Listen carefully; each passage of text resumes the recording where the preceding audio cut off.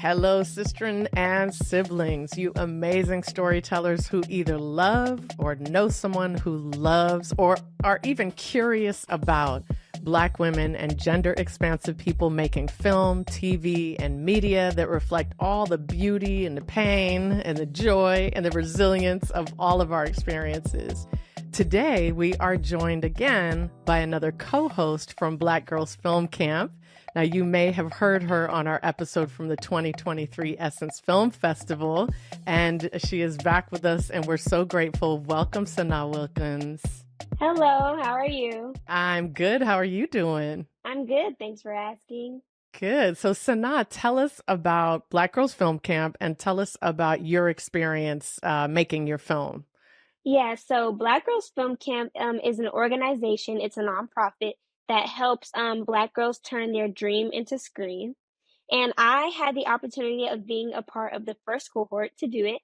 I feel like it was a great opportunity for me. It opened so many doors for me. I learned so many new techniques. I learned how to network.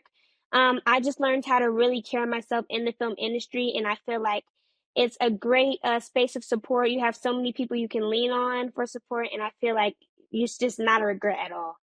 I love it. And tell us about the film that you made.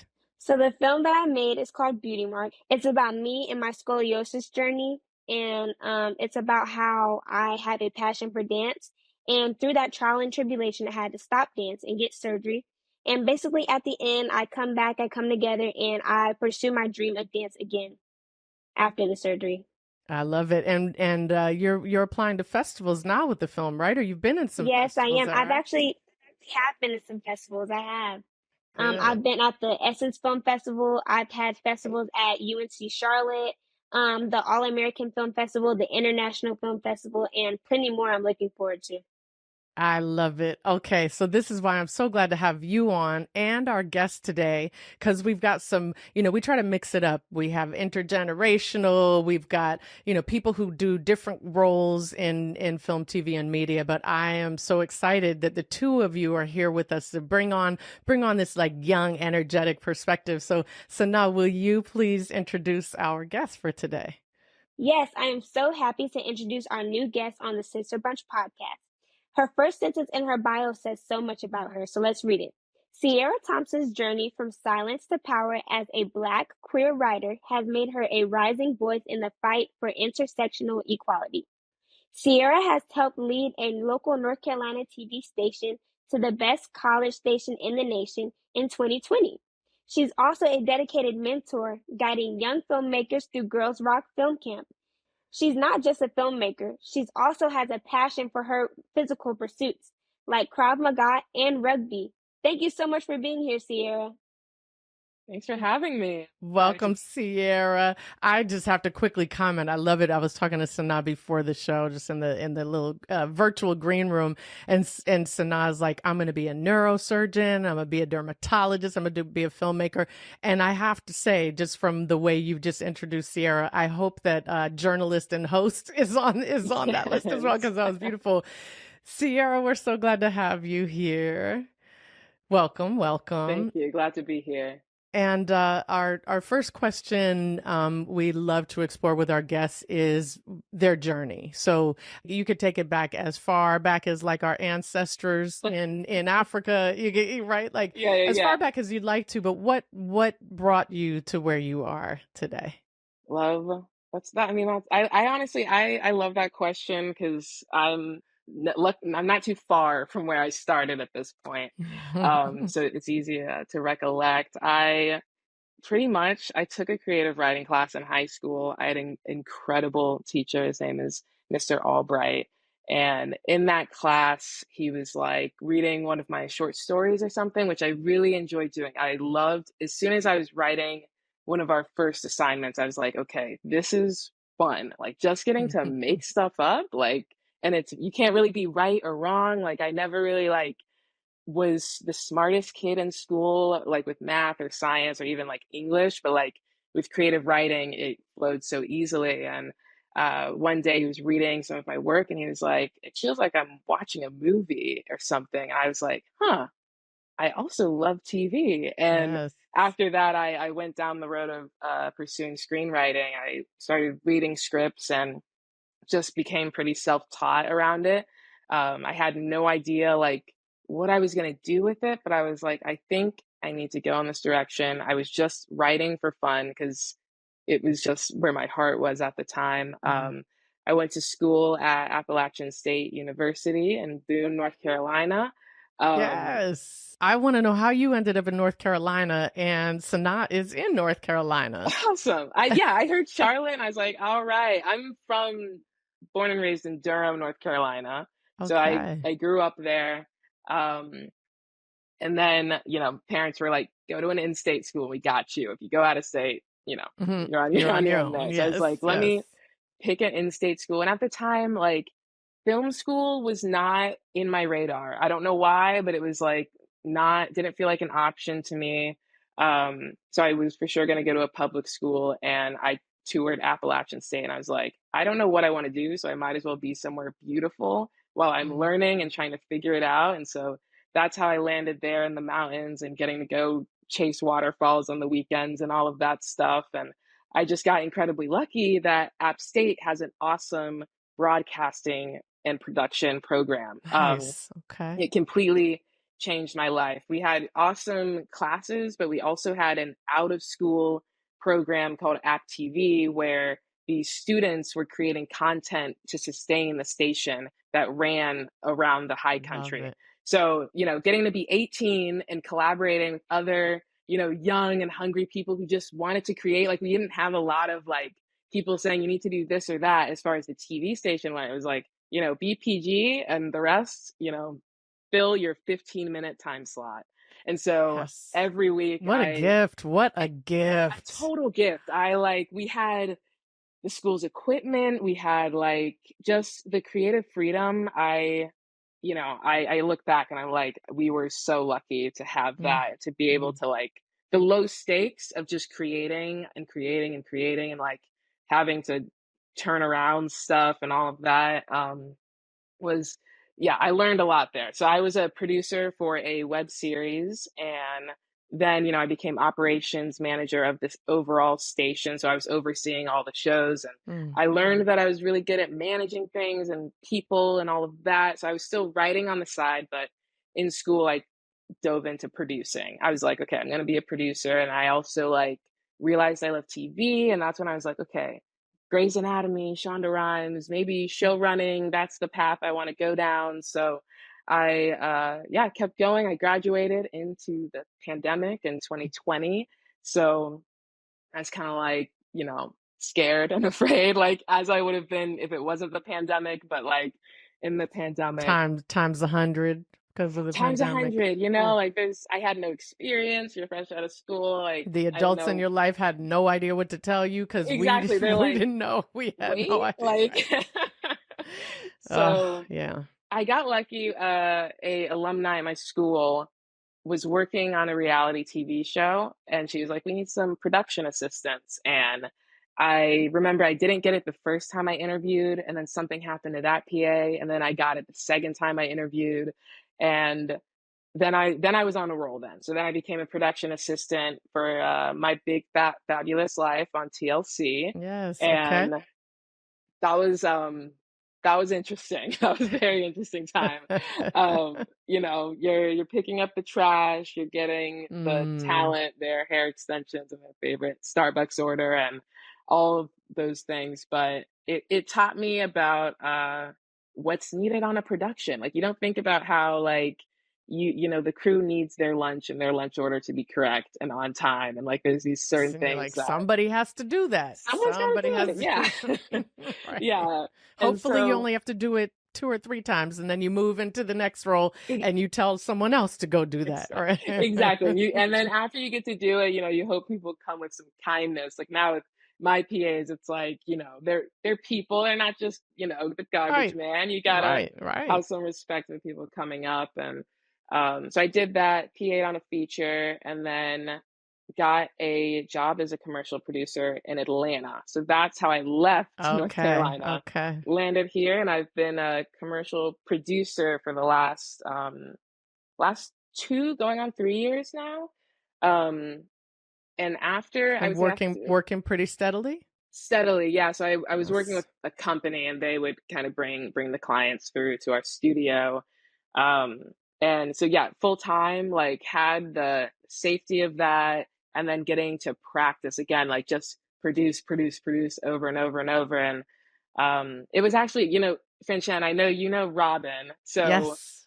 at the top of this year, I went to Sundance, and I met Robin. I met a ton of incredible people, and I got so inspired by like the art and the talent. And I was like, at this point, I know how to produce. I need to bring my writing to life. Like I need to like. Yes. It felt like I hit that point where I had made other people's Turn your dream things, to and screen.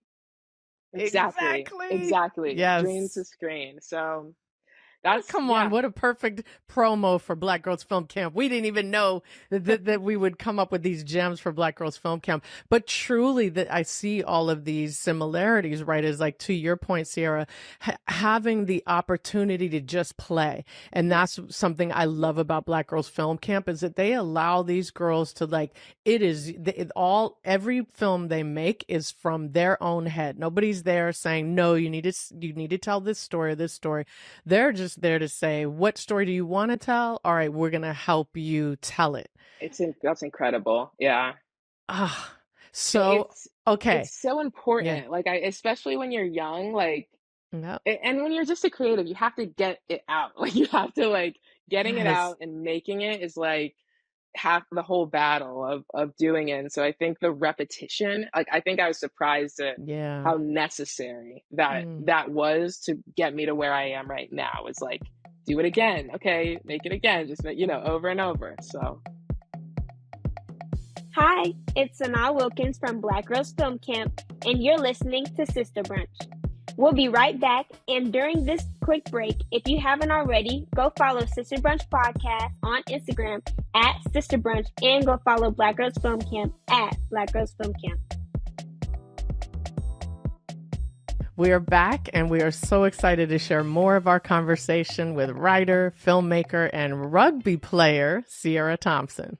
I feel like your story really reminds me of, the movie, The Devil Wears Prada? yeah, I do. You remind me of her. Your story Oh my reminds me God. of her. I That's all I love had to that. say. What part of it, Sanaa? What part of Yeah. it is giving you those vibes? When she first got there, she had to be the person who got the coffee, the food, Oh yeah. the direct order at Hilarious. first, and then Yes. she got promoted like more and more. My way up. Yeah. That's what we do. Hopefully your boss has never been that bad in Yeah, any no. of these Yeah, situations. no. But they might come, having been in Hollywood for too long now. They might be there. So- people like that are in every industry, unfortunately. Mhm. But yeah, and again, like I've been really lucky to now have made something that is from my heart and a passion of mine. And Talk I'm to us glad. about that. Talk to us Yeah. about the thing that you made. Yeah. When you so- said, you know what, I already know how to produce. Now I'm gonna write it. I'm gonna, tell my own so story.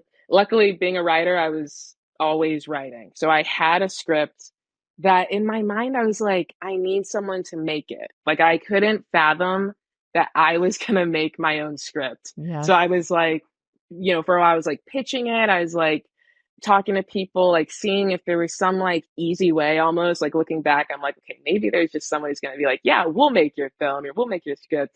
And then, after Sundance, I was like, it's actually true when people say you have to make your own stuff to like get it out there. Like I was like, Yes. oh God, this is really the only way to do it.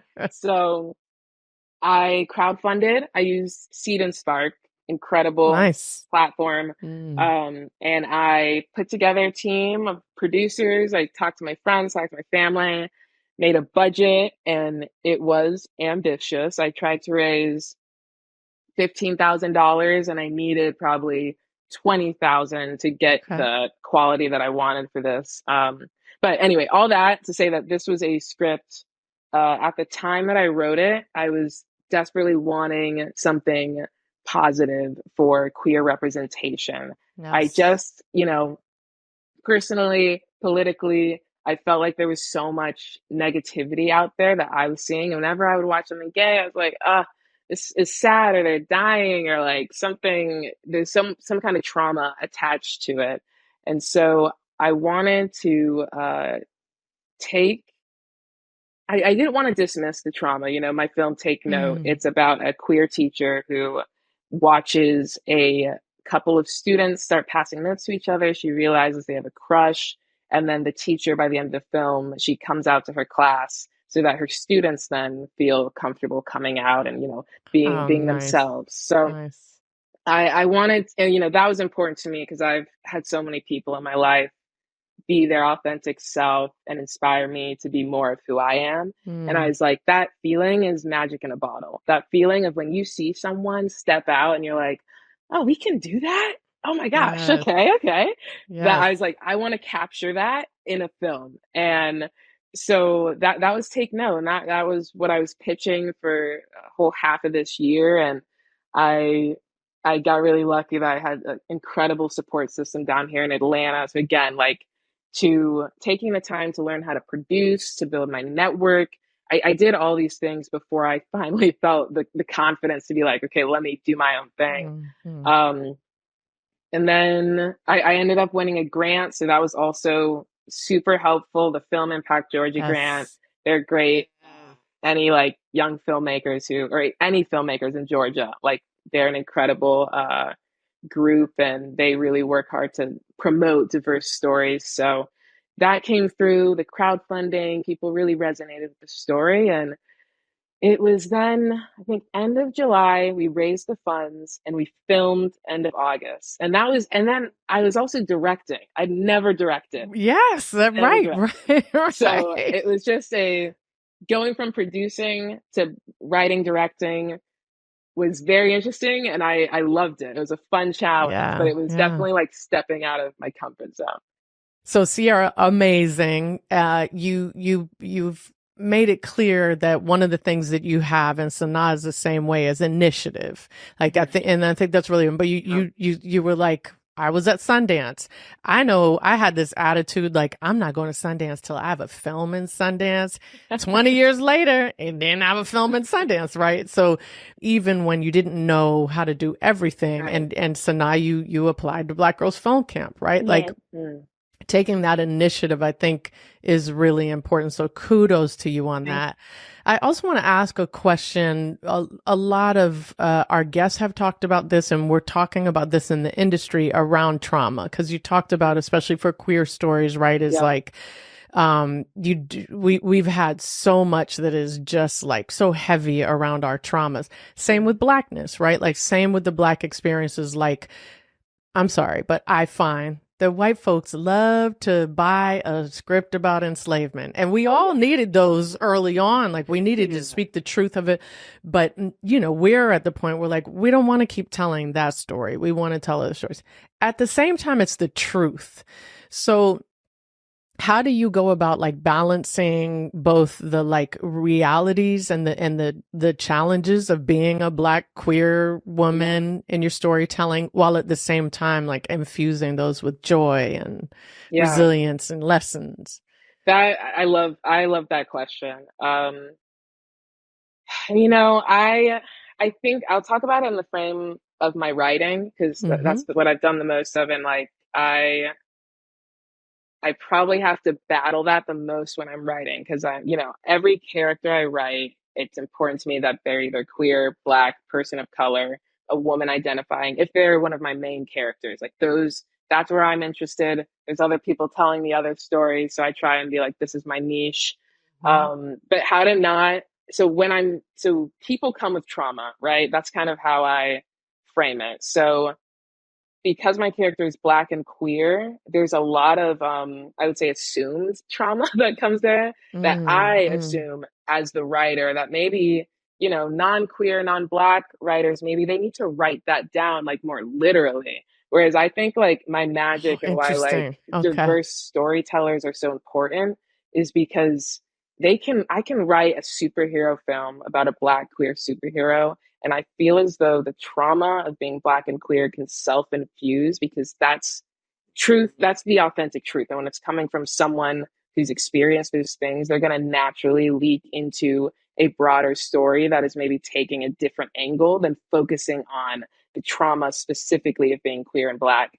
So Mm. that's how I try to approach it. When I writing Take Note, it was such a delicate line because we're talking about teachers in public school systems who are battling, don't say gay bills here in Yeah. Georgia, um, whether they can be out, what parents want, what they want their kids to see, like all of those things are very real issues. And when I wrote the script, I almost at times was like, is this even going to resonate? Like, are teachers actually still dealing with this? And I made sure to go and talk to a lot of queer Mm. teachers like that were actually in Mm. it to find out like this is real. So how do I tackle that trauma, that realness of it, while keeping the film light and I don't want to say inspiring, but like hopeful, right? So like, Yeah. yes, this is the Oh, world hopeful. I you, feel like that's the word, isn't that's it? the Is that word, even with these truths, even with those right? truths. Yeah, That there is life after this, and we,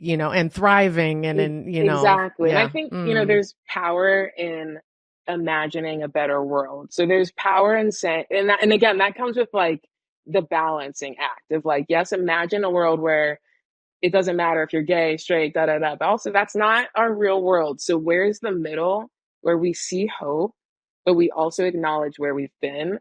And I Mm. think Take Note did that beautifully because you see the kids kind of struggle with being their full selves, but I never show their parents on screen. I never tried to show this bad guy because it felt so implied to me. Like it was so Mm. the fact that Mm. they were nervous. The fact that someone Mm-hmm. didn't know it was okay to be queer, that a kid didn't understand that, that's the trauma. That's all you have to say. And so I think, yeah, going back to your question, it's a delicate line.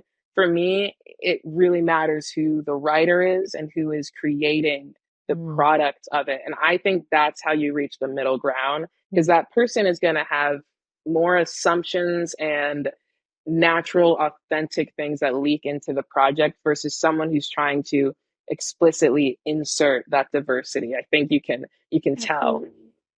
So, Sierra, how did you adjust to making your first film, especially since it's your first time as a director? Yeah, that's a great question. I'm huge into prep, and that's probably my producer brain. So it's like prepare, prepare, prepare, Yes. prepare. That was like my safety net. And even though, if you've been on set, everything goes out the window and it doesn't really matter, but like the prep was really important to me. I was talking to my lead actress while I was fundraising. Like we had probably six. Honestly, I told her about the script probably a year before I decided to actually Wow. make it. And I was like, I Mm. have you in mind for this. I don't know if it's going to happen. As soon as I knew it was going to happen, we started talking about her character. And I think that was another thing that took a lot of pressure off of me as a director was surrounding myself with really talented people. Um, that's my entire cast, and then that's my crew. So I was able to say like Aaliyah, my lead actress, like this Miss Amato, I wrote her and now I want to give her to you. And I need Mm. you to help me like make her more full. And again, to like, how do you balance that line of like what's authentic, what's not? Miss Amato was originally Miss Albright, and Aaliyah Vasquez is a Latina actress. And I was like, I cannot infuse what you can into this character. And so I made that ask to her of like, okay, can you own this in a way that I'm not going to maybe understand, but I'm going Mm. to trust you and I'm going to, do what I can on the day of set to support you. And so I think for me as a director, I try to act as a support to all the talented people around me.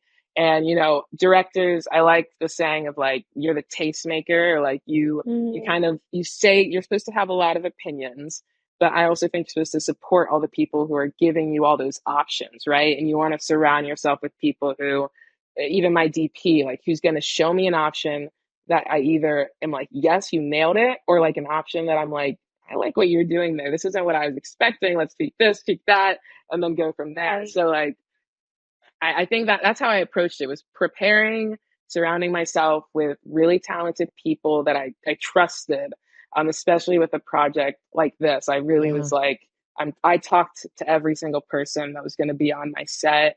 I, met with my actresses, especially the kids. I I was going worked to with, ask, what was it like working with the kids and what do you have to oh do my gosh. differently? Oh my gosh. I did not expect the challenges of working with I kids. know, I'm like her first film. She worked with young people. This, yes. I would not recommend it. Okay. They were incredible. Like the Yeah. kids I worked with, incredible. The additional logistical hoops you have to jump through, Mm, challenging. So mm. parents on set, the waivers, there's some kind of special person that needs to be on set for the kids' sake or something like Right. that. Like a And then, tutor or, but yes, Yeah. it or, was some mhm. labor management, something like that. Okay. Okay. So, and then again, with that, I have 8 hours with the kids. I don't have a 12-hour shoot day.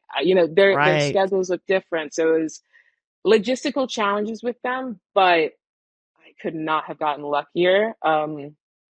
They were incredible actors. They took their roles so seriously, Nice. and they were who I imagined. I remember we went through a round of casting and I couldn't find one of my leads. And I was talking to my producer and I was like, please, can we do one more casting call? Please, please. And that's when Isabella Gibbons, our lead Lexi, came in, and she just was everything better than I could have imagined on the script. So Yes.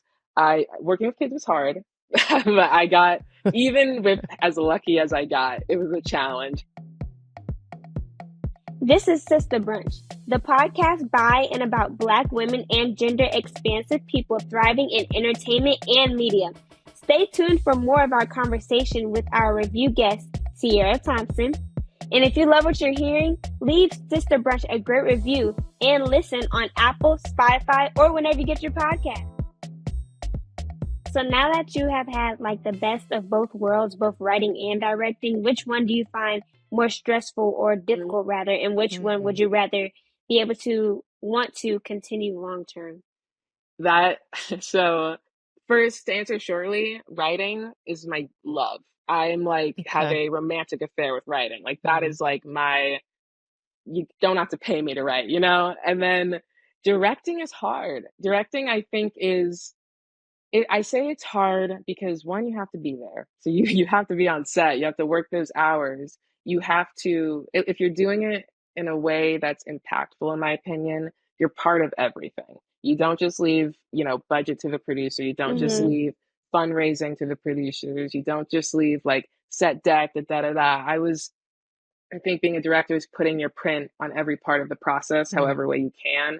And so it's a lot more, it was a lot more strenuous for me than writing, which comes super easily to me. Whereas directing, you have to learn how to collaborate with all these different people. So you're collaborating with set deck, you're collaborating with the DP on the shot list. Each different department needs something Mm. different from you. And so that's a huge challenge. But all that to say, in order to get my writing made, I've learned I must direct for a little bit. So for me, it's an end to a means, kind of, I would Okay. say, is directing. Until you start winning these awards for directing, and then you'd be like, you know what? I kind of like this. Right. Maybe, ask me again in like 10 years and we'll see. Amazing. What's next for you, Ciera? What do you have a new project that you're working on, or Yeah, and what do you want to do as a writer? Like, do your first love was TV, you mentioned, so is that yeah. what you want to do? You want to do Oh, film? Yeah. I want to do episodic Mm, television. So mm, writing on a network, writing for a streamer, that is the dream, to just be in the writer's room or to be, head writer, head showrunner of a show I've created.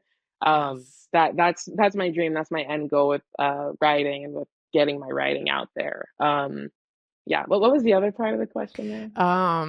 I think that was it. What do you want to do? Was it film or is it Oh, film or and yes, TV? what was next? Generally, Yes. I think I'm going to try and make a feature in the next year and a half or Wow. so. I Okay. Yes. wrote it. This was a feature that I wrote in 2020 when I was actually a production assistant. And after doing Take Note, I was like, I think I'm ready for that. I'm just like, okay, what's next? What's the next challenge? What's after that?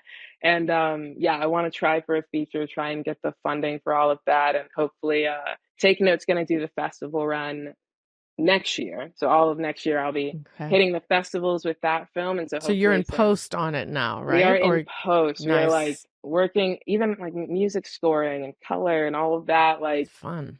It's so like a fun. whole new story, right? What do they say? You make a movie 3 times. You make it in you make it in, shooting it, and you make it in post. And you're right? working with different people, right? So like Right. the people on set, and now I have my crew in post, and then I'll have my crew in the festivals, and yeah. Look out for Ciera Thompson, everybody. This is we'll absolutely be watching and supporting, and you'll do crowdfunding again, I'm presuming, for hopefully not. Hopefully for your feature, you're gonna do so well with your I'm hoping, maybe get a check or something like that. I love it. So we know that you've mentored young filmmakers through Girls Rock Film Camp. And so your experience is perfect for our Sister Brunch question. So you're sitting down to a Sister Brunch with your younger self. What are you both eating? What are you both drinking? And what do you tell her? I know what we're eating, 100%. We're eating Bojangles Chicken Supreme box with French fries. We're drinking. Is this a North Carolina thing? Because already this is Bojangles, yeah. Okay, I'm so sorry. Interrupted the whole menu item. So it's Bojangles. Yes. What is in the box? Chicken, 4 chicken tenders, honey mustard, French fries, and a biscuit. That's what we're eating. Good. You too. So now that's it. Nice buttered up biscuit. Oh yeah. Wow. I love it. Okay. Ooh, kind of hungry. I'm vegan and that made me hungry. Okay. I would tell her to relax. I would tell her like everything's, things are gonna work out. Like you're gonna do great. Like that's what I even have to tell myself today is like, I think when you're creative, when you're young, you can't help but you want to get your work out there, which means you kind of want an award for it. You kind of want to be recognized, like like all these things like come with the act of like creating. I think it's just natural. And I was especially in college and like high school, just when it came to creative stuff, I care so much and so intensely. And I would just tell myself to relax. It's going to work out. You're going to make some good friends along the way. And like, I would just assure myself to have fun. I think when I look back and I have any regrets, it's that, I took that a little too seriously. I could have skipped that meeting. I could have gone actually and hung out with my friends, So I would tell myself, chill, work hard, but also you're right. When you take a lay down for a nap after school, that's actually okay. Like keep doing that. Little nap ministry, get the nap ministry affirmations, and I love that. And we've heard that from our guests. We've heard that from our older guests too. And I'm really glad to hear it from younger guests, right? It's like you already have that understanding. It's all about joy and sleep and the naps and the rest. Ciera Thompson, thank you so much. I'm so glad to meet you. Yeah, good to meet you as well. Yeah. I love how this happened, which is a mutual friend said, you've got to know this filmmaker. And I was like, you know what? We're recording Sister Brunch. You sound like a perfect guest. So we didn't even get to meet. This is our meeting. I know. Yeah. And I'd love to like hear more about you too. We got to do that. Absolutely. I'll be sending you an invite for that. And for both of you, Sanaa and Ciera, just so you know, like we are here for you moving forward. Yes. This is, once you're on the Sister Brunch, we are, you are surrounded by a community that wants to support you in your journeys. And so we're honored to have you, both of you. Sanaa, thank you for taking the time. This took quite a while too. My pleasure.